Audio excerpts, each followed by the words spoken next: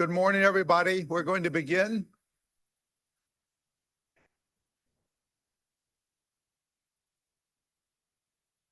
We welcome you to a City Law Breakfast. I'm Professor Ross Sandler, and I welcome you all to this format. Those of you who have been to many of these breakfasts, I hope, and know that we often use the event center, but we're unable to do so today. So we're in this wonderful auditorium, which some of you may not have seen before, but is a very important asset of the law school. Let me call to the podium to start our Dean and President, Anthony Crowell. Thanks so much, Ross. It is a great pleasure to welcome all of you here today for our first City Law Breakfast of the season, as we will call it. And it is a special moment because we are unveiling that first City Law Breakfast as the Center for New York City and State Law. We have for 30 years been the Center for New York City Law, which was founded by Ross, and we are adapting our format and our mission ever so slightly to embrace state law issues which have such a profound impact on how the city operates. And the state has always loomed large in our programming, of course, but it's good to make a clear declaration of that. And it takes us into our fourth decade of service to this great city. And it is a proud part of our institution, as I said, that Ross created in 1994 when he arrived at the law school. And in honor of the great success of the center and the future of the center, Ross was named 2 weeks ago as the Samuel Seabury Professor of Law in honor of Samuel Seabury, who was an 1893 graduate of ours. And Ross is a scholar and a profound admirer of Seabury's work as an anti-corruption fighter and somebody who really put the state's interest above all. And he was one of the most consequential figures in the state's history, certainly in his work in crime fighting, but as a jurist on the Court of Appeals. He had a great meaning to the direction of not only New York City, New York State, but the nation in many of his heroic acts in public service. And so it's a great honor for me to have been able to appoint Ross to that position. And Ross continues on in his service as a leader of the Center for New York City and State Law as its founding director. I will be its faculty director. And we have a wonderful team who's joining us. And we've been amassing this team over the past year as we have put together the plans for the Center for New York City and State Law. And I want to just recognize Program Director and Executive Editor, Ben Max. Where's Ben? Ben has been an extraordinary new addition to New York Law School's team and has really helped to build some new elements, including bringing his well-known podcast, Max Politics, to the law school, and continues to educate our city and to really announce really what the civic, he helps define our civic sphere. We also have distinguished fellow and counsel to the center, Stephen Lewis, who recently joined us from the City Law Department, where he was a senior executive and chief of legal counsel for many years. I will also mention he was my boss for a number of years and a phenomenal mentor, and is bringing great depth to the work that we will do. We also have our senior fellow and distinguished adjunct professor and director of the Census Elections and Redistricting Institute, Jeff Weiss. Jeff, where are you? Thank you, Jeff. Cityland editor, Veronica Rose, who's a graduate of the class of 2018. Veronica, I think, is outside. And then Rose White, who is our administrative coordinator. We also have appointed a number of senior fellows. I believe too, if I miss anyone who is not here, I'm sorry, if I miss anyone who is here, but I know that we have Pepe Cheng de Castro, who is here. She is a senior fellow. Pepe is a graduate of the class of 2000 and recently served as deputy counsel to the governor. And Jim Karras, who is a longtime city legal counsel to the city council and is now a commissioner on the Commission on Ethics and Lobbying in Government. Hello, Commissioner. Welcome. He was just appointed. I thought I would call him Commissioner. And we look forward to engaging our other senior fellows. Senior fellows will help lead programs and mentor students, and it'll be great. So we were busy convening various meetings and programs over this semester and into the spring. And our next one will be next Thursday with Bradley Tusk to introduce his new book. And then Ben is organizing a policy briefing with City Planning Commission Chair Dan Garodnick. So lots on the horizon. With that, I want to just ask Ross to come back up. Ross will give a more formal introduction to our wonderful speaker today, Deputy Mayor Ann Williams-Isom. She, when you think about when we were growing up, the superhero Hall of Justice, I think of her as one of those superheroes from that Hall of Justice. She has been leading extraordinarily complex and significant initiatives that affect the shape of our city and have such national impacts. And we're in awe of your service and grateful for you to be here to provide such, to shed some light and provide insight as to the direction of some of them. Ross, please come up. Thanks.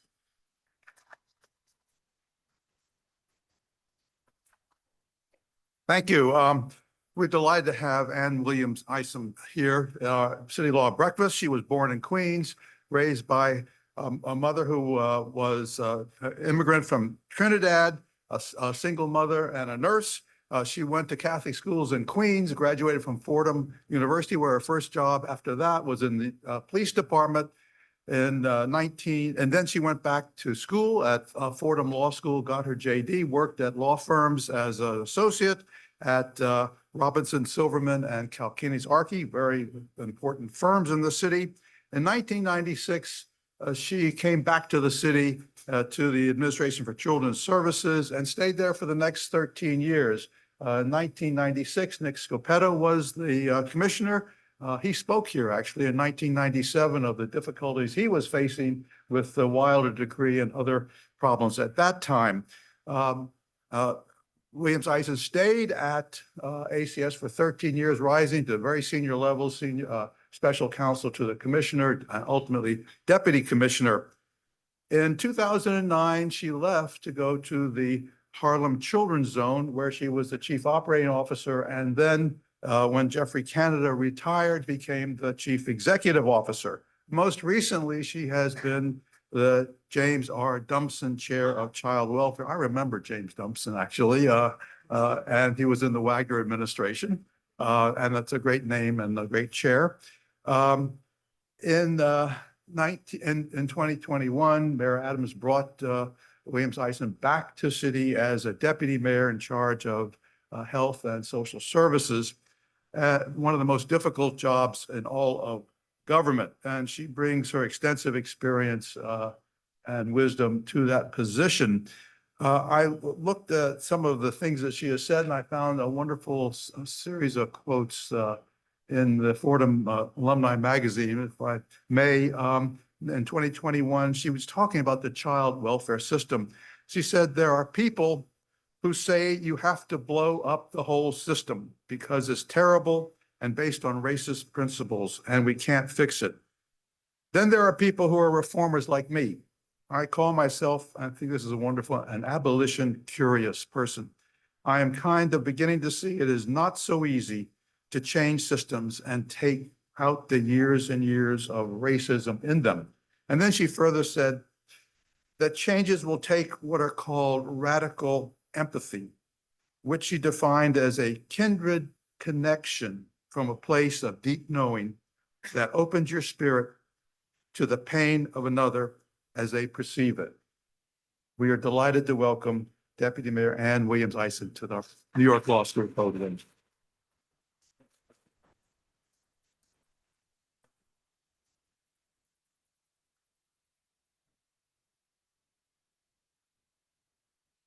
I was riveted. I was like, who's that person? Radical empathy.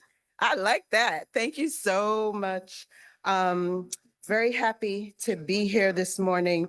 It's moving to bring the names of some of my ancestors into the room. So when I first met Professor Sandler, you immediately said Nick Scopetta.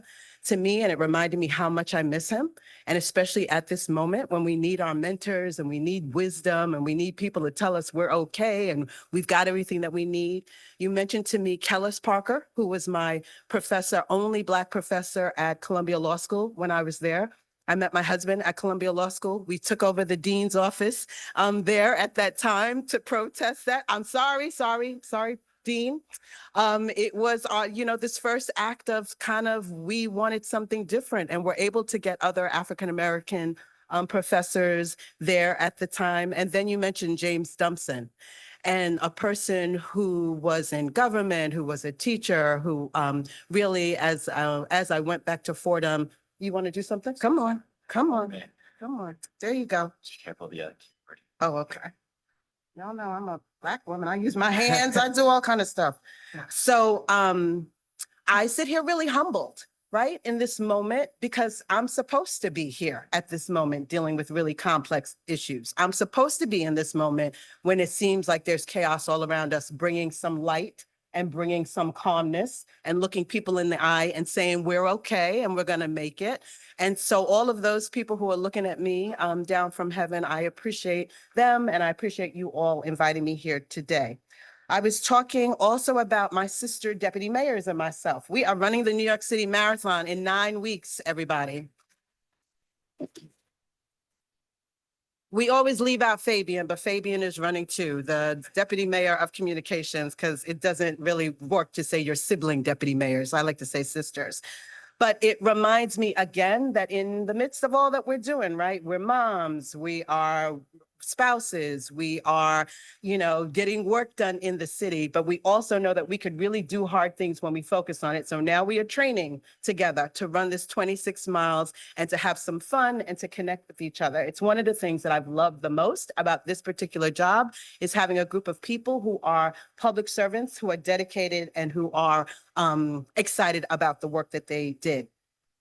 This story about the asylum seeker crisis, and I've been trying to figure out whether I want to still call it a crisis or whether now we've moved to a humanitarian response, to me is a story of leadership. It's a story of leadership and it's a story of love. I am not, you heard my resume, I'm not an immigration specialist. I didn't come to this work because I thought Moya, which is in my portfolio, the Mayor's Office of Immigrant Affairs, was going to be the thing that I was going to be focused on the most, right? I have a child welfare background. We talked about me being an attorney at the Harlem Children's Zone. I worked with community-based organizations and early childhood and education, all of those things. But to be called upon with a challenge that is a completely different challenge that comes up quite surprisingly, I would say, right? The city has always had immigrants that have come here. But the first bus arrives and you're kind of like, where did this bus come from? What's going on? The second bus arrives and you're like, what's happening? And there were times in the early days, and I'm looking at Gary Jenkins, where we had 14 buses a day arriving and no place to put people. To me, that's kind of one of the key stories that I want you to take away from this. It's not that, oh my God, these migrants came and oh my God, we're doing this. It's the amount of time, it's the amount of people, and it's how we were not, that I would say Governor Abbott did it in order to create chaos. And I think he accomplished that there was a lot of chaos that was created at that particular time. We talk, and I wanted to put out this timeline a little bit because it's hard to believe it's been 2.5 years and that all of this happened and that we really from scratch, and I would say that we're still kind of flying the airplane and building it at the same time, decided what were the pieces that we need to do to make sure that people were safe, that people had a place to be. Those early days, people would get off the bus with no shoes on. Like it was bananas. You'd walk into, I guess we were at Grand Central, and there would just be people sitting there waiting to get placed. And you'd have the commissioner saying, okay, where do we have placements? But when we came into office, there were 45,000 people who were in the DHS system. And so we knew very quickly that that was not going to be enough. So finding places, the languages that people were speaking, making sure that we were getting the food that people needed, where families were going to go. Just so that you know, right, as of right now, the composition of the populations are about 35% are from Venezuela, 19% from Ecuador, about 9% from Colombia, 7% Guinea, and then we have the African countries, which are much smaller, even though when you look at, let's say, Randall's Island, there are many Black migrants there. And so we'll talk about what has been the difference or the challenges with Black migrants. Haiti, Mauritania, and Honduras. I say often that this has been a whole of city approach from the very beginning, even though it acts like the city is the only person who's been at the center of this. Again, I mentioned the Mayor's Office of Immigrant Affairs, which is run by Manny Castro, who is a dreamer himself. The city has first, I don't even know, 6, 7 years before de Blasio, probably in the Bloomberg administration, started the Mayor's Office of Immigrant Affairs. So there was an infrastructure that was in place, CBOs that were funded, legal services that are funded, translation services that are funded. So it's not like New York City started from scratch. So we took all of that rich community and those rich resources and then had to build on top of that. So whether it was the faith-based community who stepped up, whether it was the CBOs, whether it was philanthropy, all right, philanthropy took a little time to get themselves together. And that was a little bit about, I think, politics, right? Because I think they didn't necessarily like the way the administration was talking about some of these. So we spent a lot of time with people dragging their feet, deciding if they wanted to step up and support us when it was really not about supporting the system. It was always about supporting our new arrivals. We, from the very beginning, the expense of it, as you all know, those of you who've gone through COVID or Sandy, at the beginning of a crisis, it's pretty expensive. You've got a start-up cost. You have to start from scratch. You're trying to hire people. There were, of course, people that we had from the city, but it wasn't like we had a group of people who were dedicated to this. Now we have thousands of people, lots who are contractors who are dedicated and working on this. I put a couple of this slide here to talk about something as simple as the Arrival Center.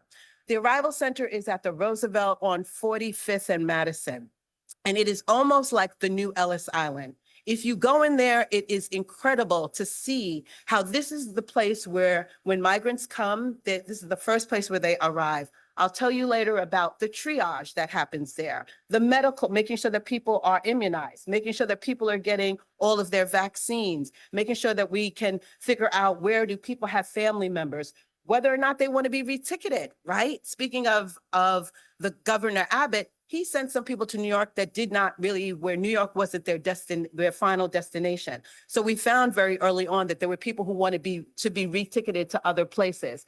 So that whole asylum seeker arrival center is run by H&H, our health and hospitals, which I'm trying to think about why we did that in the first place, but it was a brilliant idea to have people who are healthcare providers who are really focused on this, really work on those first, what we called HERCs, Humanitarian Emergency Response Centers.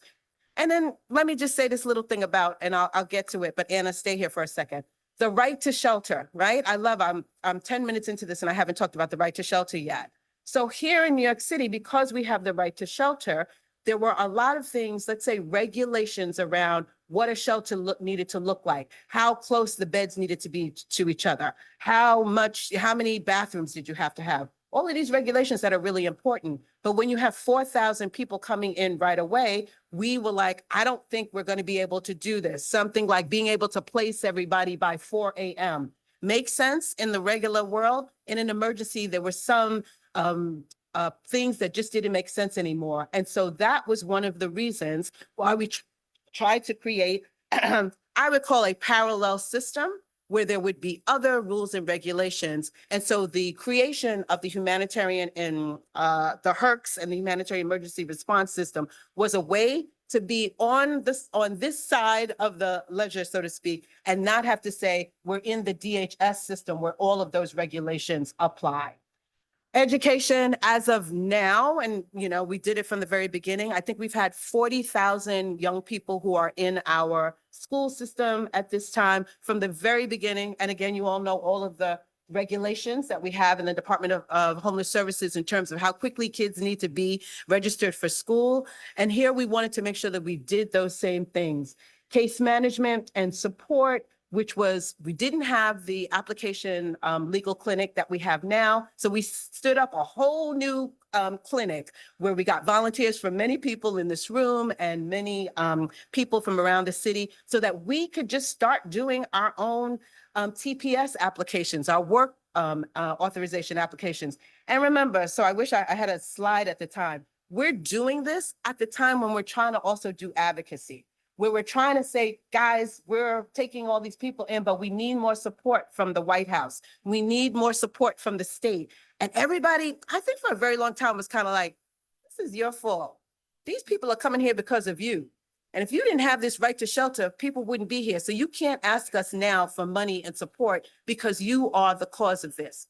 And it's got to be something that you're doing, that there's people sleeping outside of such and such. And so it was a very interesting and I would say lonely period of time in those beginning of those days where everybody assumed it was that we were doing something wrong that caused this, and really was like, what are you talking about, this humanitarian crisis and political unrest and climate change and slavery in moratoria and all these other kind of things? It doesn't make any sense.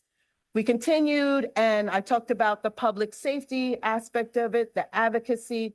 The self-sufficiency piece, I think, came a little later when we started to say, people, I'll never forget this. In the early days, we thought that we would set up kind of these base camps where people would stay for a little bit of time until they figured out what they wanted to do next. It was never supposed to be long-term sheltering of people. And so very slowly, we started to realize that people were staying and people were like, nope, I'm really here. And this is where I wanted to settle.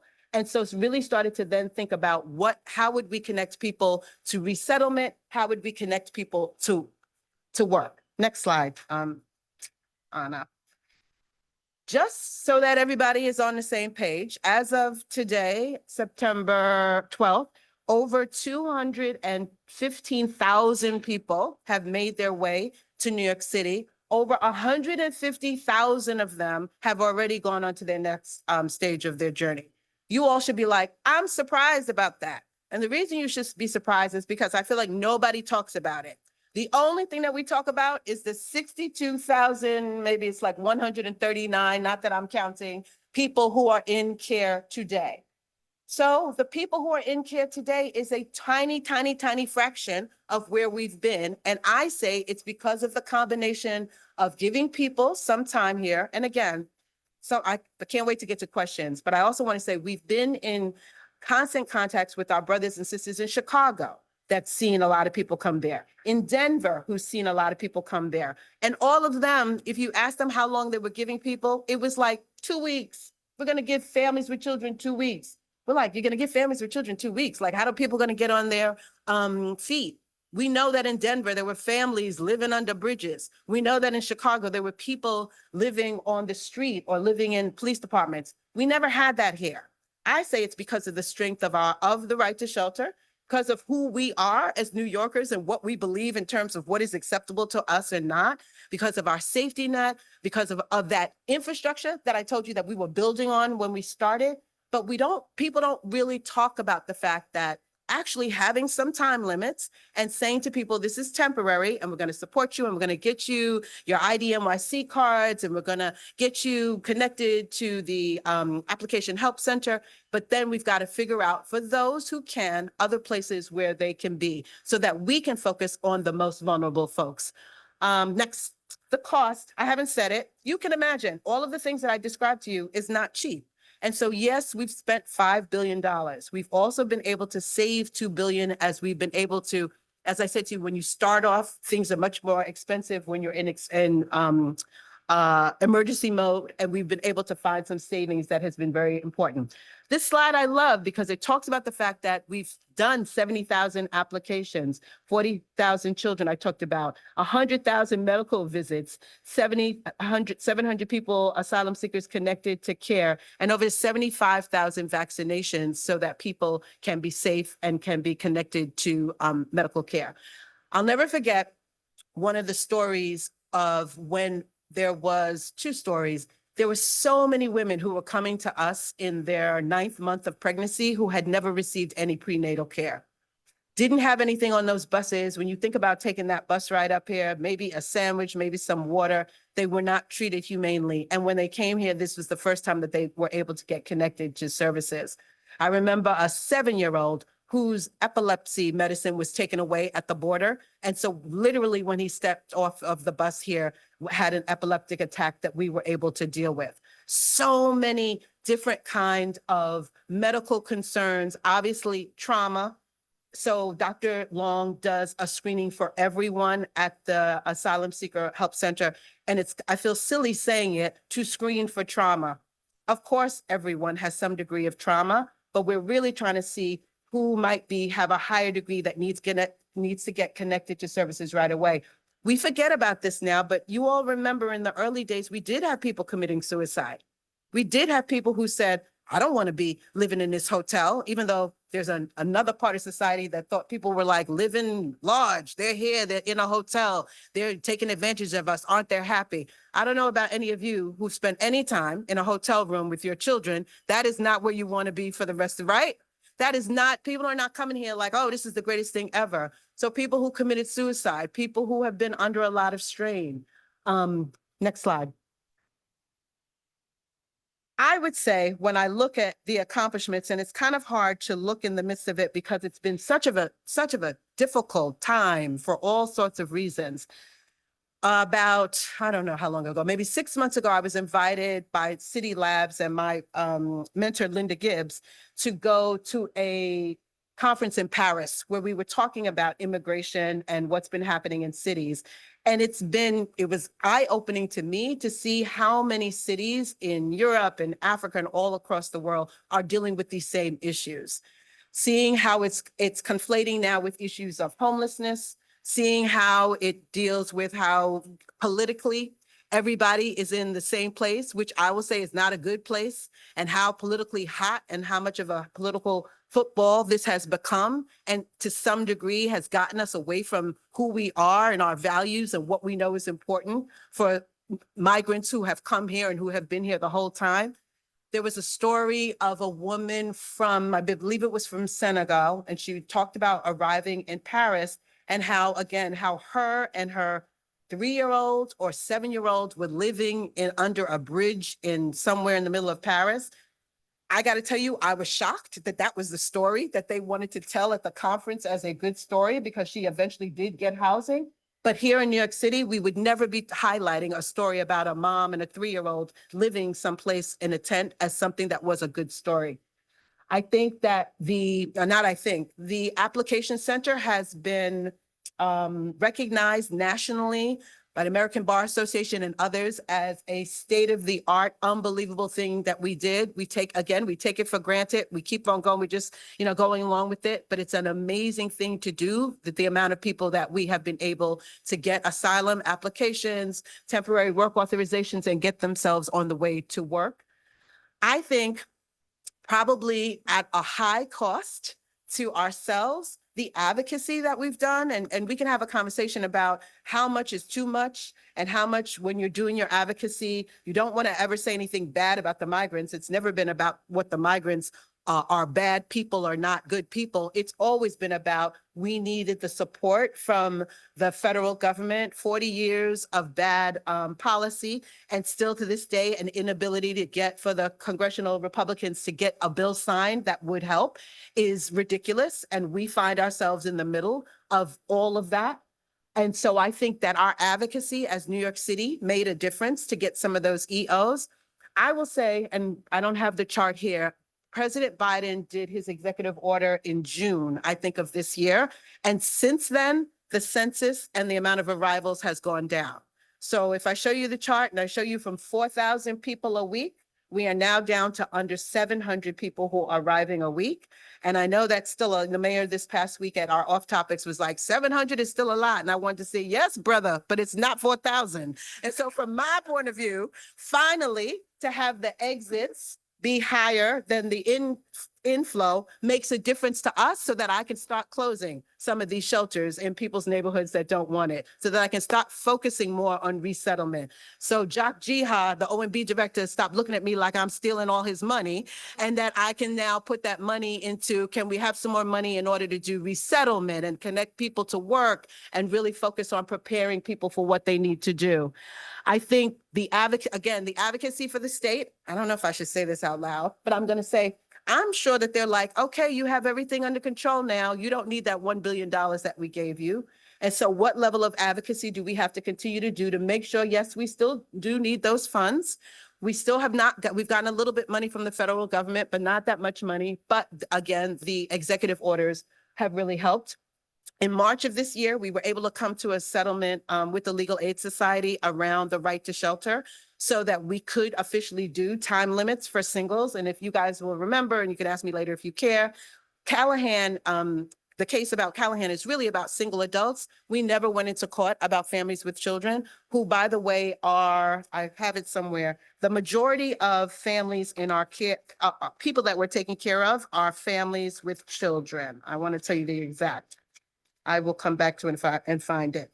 So singles is about 11,000 people who are singles right now. I would say probably about 5,000 adult families and about 48,000, and you can look it up for me, Ann, and tell me if I'm saying it right, families with children. So Callahan was always about the single adults and about being able to give them 30 days and that they can get an extension after 30 days if there are extenuating circumstances. So think about extenuating circumstances as reasonable accommodations, real ways that they are doing something. They're looking for a job. They are looking for housing. They're doing things to help themselves on their next part of their journey. So that helped a lot, being able to settle that. And let me say something about my brothers and sisters in the Legal Aid Society. I say this all the time. I don't know if Steve Banks and Josh Goldfein would claim me, but I claim them, because there was a time when no one cared about this issue. And when I needed to talk to somebody about how should I do this, how should I do that, it was them that I called. And we did not always agree, but that we were focused, that we cared about this population and we wanted to do the things that were best for them. So I do appreciate the fact that we have an advocacy community here in New York City that is relentless and that never lets you, take a step backwards, but that behind the scenes can work in partnership to come up with real solutions. Do not tell Steve Banks I just gave him a shout out. I think the challenges continue to be the challenges. We are a very dense city. So with 215 sites, right? If I even look at a neighborhood, somebody's like, nope, I barely want regular homeless people in my neighborhood. So I certainly don't want these migrants in my neighborhood. And so we're still dealing with that. I want to tell you, I've been disappointed in that, really. I mean, there's been some faith-based communities that I've seen that in the name of, the Almighty have said that these people can't be here. And I'm continue to be shocked about the us and them. We can have a conversation whether we've contributed to that, and we can have a conversation about where we need to go now to move forward in order to make sure that we are integrating folks into communities. The global instability is still the global instability. I am happy that the numbers are down, but I'm nervous. Like, I don't know what the election is going to be in November, and will that make a difference? And will we find ourselves where we were before? Will we find ourselves in a different place? So that feels unsettling to not really know. I say to somebody, this is different than like a hurricane or something where you have the event and then you move on. This feels like we're constantly trying to figure out who's going to do something crazy next, and what is that going to look like, and what is New York City going to have to do? And clearly the political discourse. This is one thing, and maybe I'll end here. I will tell you this right now. If you ask any New Yorker, or probably any of you in this room, so how do you think New York City has done in the migrant crisis? There are literally half of people who will say, I feel like you've given those migrants too much. You're giving them too much food, you're giving them too much housing, they're this and that or whatever. And then the other half will definitely look me in the face and saying, you're not doing enough. I cannot believe that you're not doing X, Y, and Z, and that you're not getting that everybody has a job. And how come everybody doesn't have a housing right now? And everybody needs a City for HEPS voucher. And this is what you need to be doing, and that's the solution. I don't know if that's a sign that we're doing a good job, that everybody hates us and everybody thinks that we're not doing enough. But I know that this has been a time and a moment where you have to really look at ourselves as a leadership group and say, what do we think are the right things to do?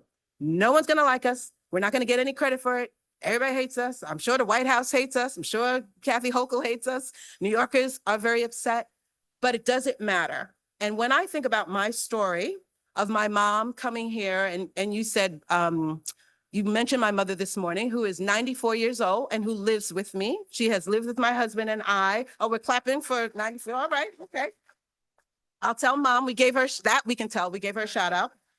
Her birthday is October 20th. When I left her this morning, it was early. So every morning I get up and I get her her English muffin, I get her her black coffee, I get her her orange juice. I bring the phone closer to her so she doesn't have to walk to the other room to get it. I make sure she's all set for the day. And so she'll say to me, am I going to see you on TV today? I was like, I don't know. I don't know if you're going to see me on TV today. But every day she has taken care of my husband and myself and my 3 children. She came to this country, the youngest of 14. Her mom died in childbirth. And so she was raised by the nuns in Trinidad and Tobago. So when I come to this moment as the youngest daughter of an immigrant to this country, as a nurse, as a person who has dedicated her life to caring, I have to not every day be like, oh, this is terrible and people this or whatever. I have to go to sleep knowing that I'm doing good every day and go to sleep exhausted from doing good and just do the best that I can for this and for everything else that's in our portfolio and for this moment in time. I am grateful that I am the deputy mayor in this moment. I don't wake up and say, oh, I can't believe it. And this is not Eric Adams. This is not what I had in mind. It's not about Eric Adams. It's never been about Eric Adams. It's never been about any of that. It's been about being able to serve. And so when I come back and I'm like, this was not what I expected. It's a moment for leadership. It's a moment to lead the other people around me and to show them that we can do this and we can be okay. And it's the moment to open up my heart and to say that there is love enough for all of us and that the American dream 100% has room for all of us. Thank you very much.